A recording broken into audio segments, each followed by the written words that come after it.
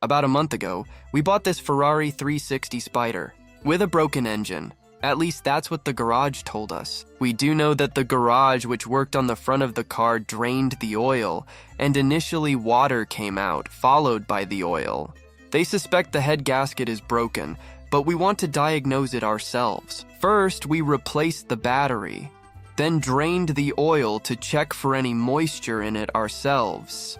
Unfortunately, there was still quite a lot. Moisture got in since the engine oil looked like chocolate milk. We also reassembled the exhaust system, and then we started the car. Welcome back to episode 3 of our Ferrari rebuild project. In this episode, we will investigate where our problem comes from because of the irregular idle. We're going to take out the spark plugs. We'll check the color of the spark plugs. We're also going to look inside the cylinders with a camera. We're just going to investigate. We know that the left bank isn't running well. We felt that from the exhausts. The right exhaust was quite warm. Left one wasn't. So we're going to take out the spark plugs now. Okay, let's go! Of course, before you can dismantle the camshafts, you start with the ignition coils. The ignition coil generates the high voltage that ultimately makes the spark plug spark. So we've dismantled the cabins and laid them out in order, including the right bank. Adjust cylinder 1 to 4, and for the left bank, adjust cylinder 5 to 8. After the coils, it was the bobbin's turn. Of course, we laid them out in the correct order, so we know from which cylinders they were turned. All spark plugs and coils have been removed. We also took everything out from the right side, or the right bank, for reference, to naturally compare between left and right banks. We think, therefore, that the right bank, it runs better since the potato guns got properly warm, and the left bank. Yes, there you could also just hear a kind of stuttering in the engine, which immediately... What stands out is the first, on the left, that is number 5, because that's how it's indicated on the booklet connector. So 1, 2, 3, 4. No. 1, 2, 3, 4, 5, 6, 7, 8. Okay.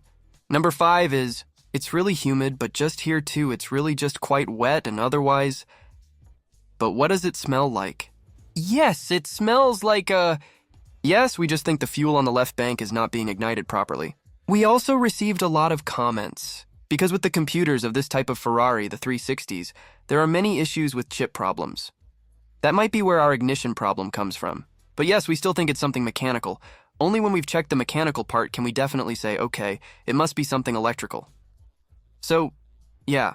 What we can do is actually move the coil from left to right to check. We're going to see if that makes you walk worse on the right bench. No, I don't think so because we've had all the coils replaced. Everything new? Everything new, and all the spark plugs are new. That's all clear. The previous owner did that. So, to tackle this problem. That means the problem was already there before all this was done. So, the problem can't be in that. What I would do now is, so basically, take a look inside the cylinder space, inspect the combustion chamber, to take a look at what's going on there. And I'm actually curious about the fuel pressure, or if there's just as much fuel in the tank. Fuel comes out from the left side as the right side. But it could also be a fuel pressure problem causing a car to run unevenly. That's the next step. But what I want to do first is take a look inside the engine with a sort of endoscope. We have one here. To see if we're not really weird stuff, it does work. Do you want to see that? Here we go. A bit of oil. We saw that as well on the van in the screw frame. I'm putting you guys on a tripod. Anyway, you can see the imprint on the piston, which really says something. How much residue is actually on the piston? That doesn't scare me yet. Well, yes, it's an old engine with 80,000 kilometers, so I did expect it, but not really. This one is much drier, see that? Yeah, it's really a lot drier, but you could see that on the spark plug too.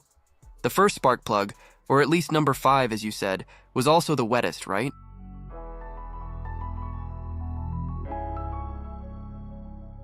I find it remarkable because I saw one dry suction, which is suction number 7. For the rest, all the pistons were quite moist on top. Oil residue or something. One even had something like brown rust on top of the piston. No clue what that was. Maybe you folks can let us know later in the comments. Yes, it could still be moisture in the fuel. Moisture in the spark plug. We had the car running for a very short time last time too, because we kept hearing backfires.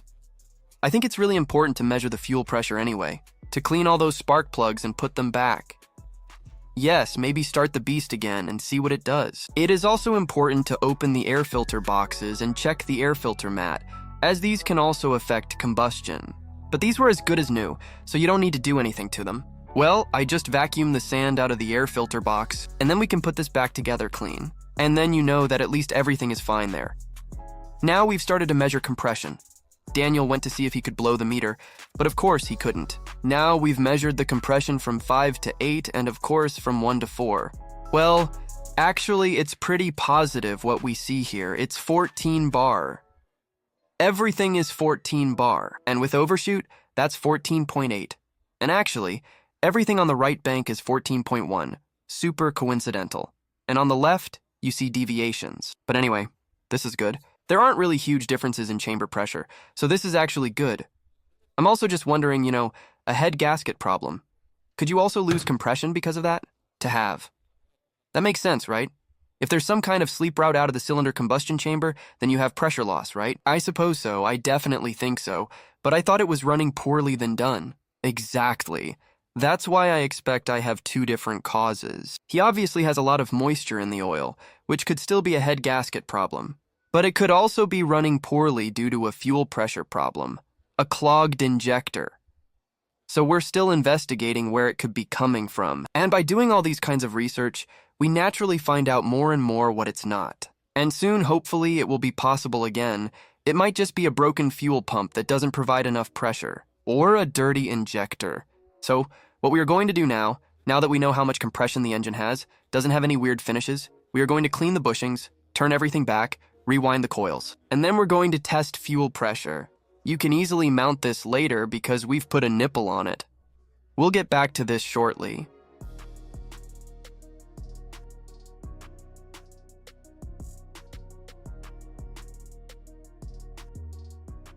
Small problem. How I always put my ratchet on it to tighten it. The last spark plug on cylinder 8. I already noticed something was off, and what happened, well, you can see for yourself. A piece of the top end that's on your spark plug. It's just broken off. I find it quite exciting, because it has to come out, of course. So yes, it's going to be a bit of a challenge. It's not easy, but we'll see. Yes, guys, I have big news for you. I've managed to remove a broken tap end from the engine. Wow. What could make my day any better when this was finally successful? Check this out how I managed to do it. I actually drove a Torx into it, and that's how I managed to loosen it. After we got the broken spark plug part out of the engine, we naturally continued to measure fuel pressure. This easily goes onto the fuel rails, and here it's simply a matter of clicking it together and then starting the car. I haven't pressed fire yet, so I think he's going to build up pressure as soon as he starts or something. Okay, it has heated up a bit, I think. That fire is still pressurized. 3.5, he's doing better now. Well, he's running better. Well, I think it doesn't run better. You have to drain the fluid first. No, okay. No, okay. Not that it's already starting to spray.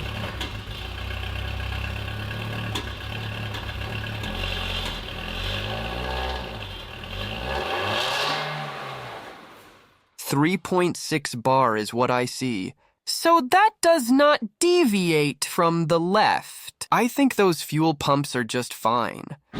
Then indeed, the fuel pumps are good if they are the same on both the left and right.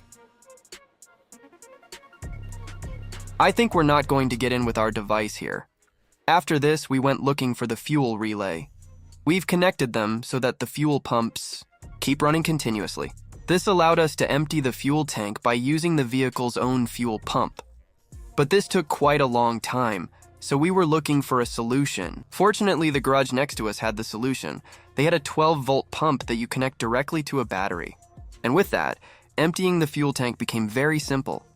About 20 liters came out after the pump stopped. And then we thought, we need to jack up the car. since the Ferrari has two separate fuel tanks. Now, the right tank could drain into the left tank, which allowed us to drain the remaining fuel. We refilled 25 liters and of course added an injector cleaner. But it really starts working when you finally drive the car and cover some miles. Guys, I've been really looking forward to this moment. We're all intoxicated by the smell of fuel right now, the new fuel smell, but the old one, that was a mess. Check it out. This is our new fuel color. You guys can take another look at the other one. Fill in those images. We're going to start the car. Probably have to turn the ignition a few times, I think, to get the fuel pump to circulate everything, because it's not going to start right away, I expect. You know, we have a well-running engine. I just hope so. Cross your fingers for us and let us know in the comments if you also think this will solve it. And if not, we just have to conduct further investigation.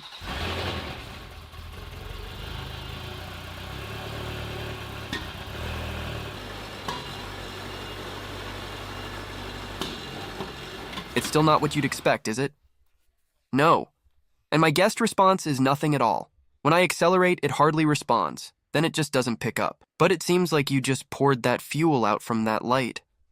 Wow, you have to smell that?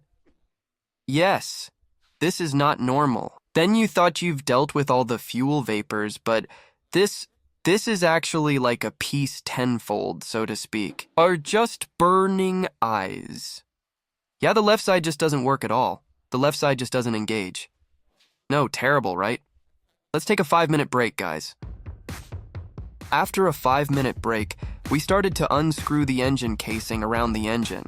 We also think there might be some corrosion in a certain connector, given the car has been exposed to all weather conditions outdoors.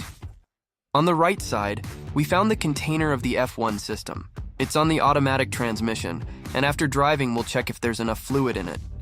But in the future, we'll also change it since the car hasn't had a part for a long time.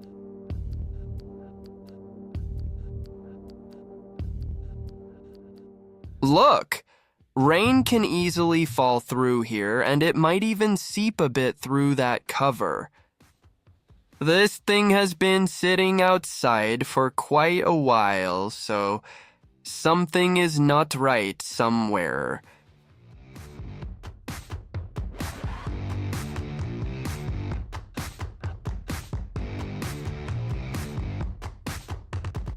Subtitles submitted by the amara.org community.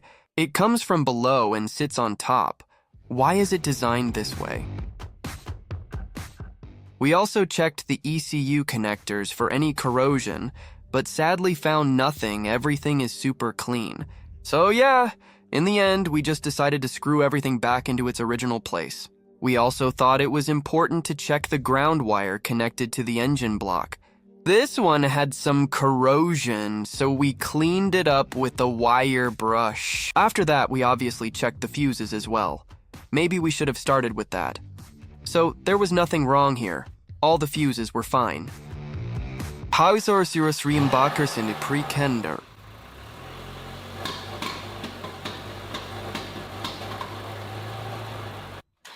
Sarsin Doppelburg.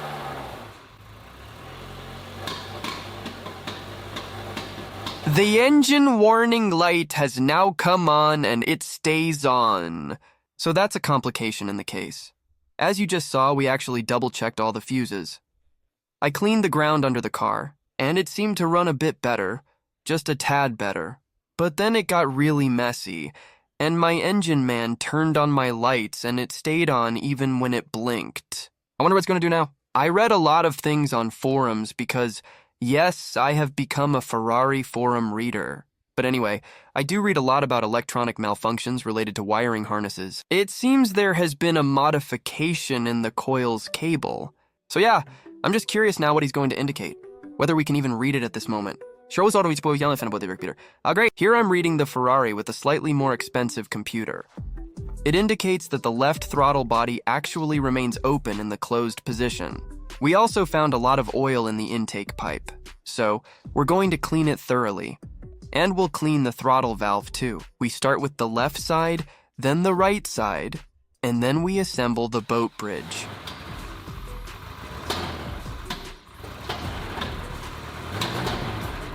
And we brainstormed for a bit about why the car runs so terribly rough at idle and also in the revs. It could be something with the injectors. It might be that your timing jumps a tooth because your belt is old. So, we're going to check the timing of the distribution, the timing. But unfortunately, that's not in this episode. We're also taking our injectors to possibly rule out that they might be defective. Because I did notice that the manifold stayed quite cold on one cylinder. That was due to poor combustion, of course, and that also explains why it misfired. Pressure in the room can cause a huge misfire, but compression tests are good, fuel pressure is good, the spark plugs spark, the coils are new, the spark plugs are new, and also not to mention the broken spark plug that was removed from the engine. Don't forget to subscribe, turn on your notification if you haven't already. I'm super excited and we notice you are too. And let us know in the comments what you think it is. See you next time with new content. Bye.